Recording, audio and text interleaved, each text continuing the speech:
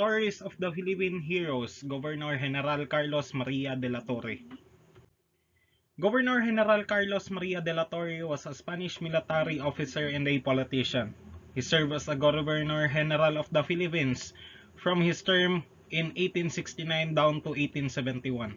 De la Torre was known for his liberal policies, which included granting more freedom to the press and relaxing restrictions on Filipinos. He clashed with the conservative friars, and Spanish authorities opposed his reforms.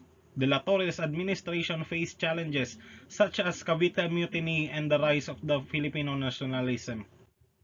Despite his efforts to introduce reform, he faced resistance from the various factions and eventually replaced as Governor General.